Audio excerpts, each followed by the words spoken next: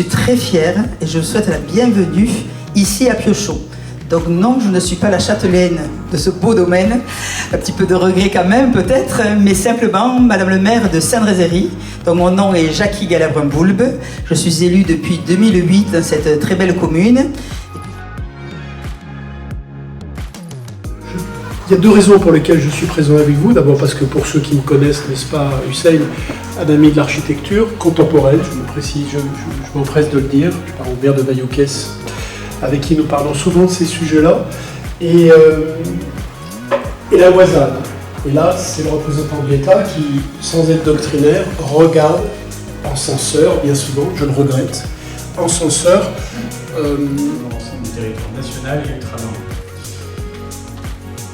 Architecture et territoire, c'est 26 événements qui se passent donc en France, mais sur les territoires ultramarins aussi. Christophe Millet, qui s'excuse de ne pas pouvoir être avec nous aujourd'hui, est dans un événement concomitant en Guyane sur les thématiques.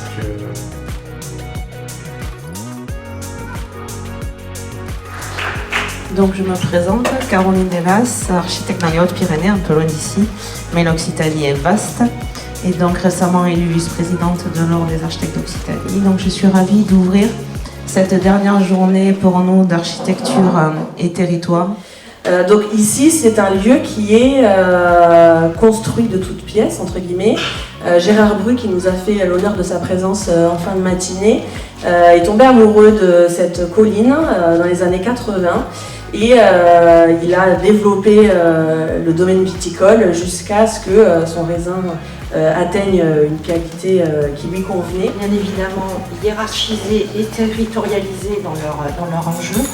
Pour nous, il est important en amont de réaliser un diagnostic du territoire sur lequel nous intervenons pour mieux cibler les enjeux de ces territoires. Donc aujourd'hui, je remercie l'Ordre qui m'a invité pour faire la présentation du zéro artificialisation nette. Ça c'est clair, il y aura un avant et un après Anne. Ouais. Effectivement, Anne, je suis doublement impliqué puisque j'ai une double casquette, celle d'architecte et de maire. Ce que je peux dire, c'est que le maire, comme beaucoup de maires, est inquiet.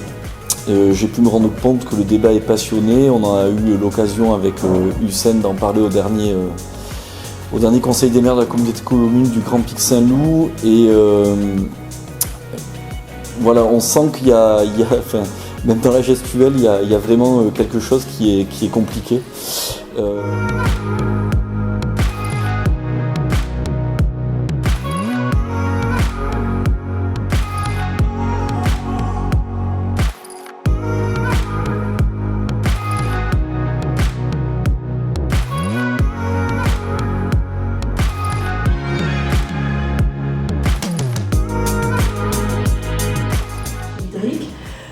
Entraîne finalement notre environnement vers quelque chose de moins stable.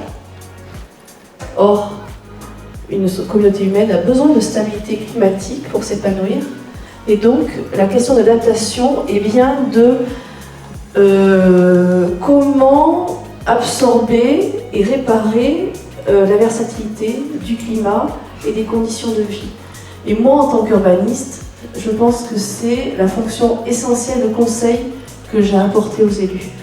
C'est que chaque territoire va trouver son chemin.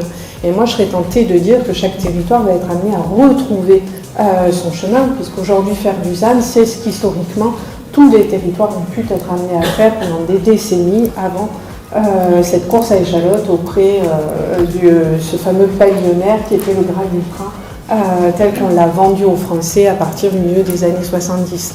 Donc, ça fait peur. Ça fait peur à beaucoup de gens, ça fait peur aux riverains, ça fait peur aux élus qui ont cette charge de le mettre en œuvre.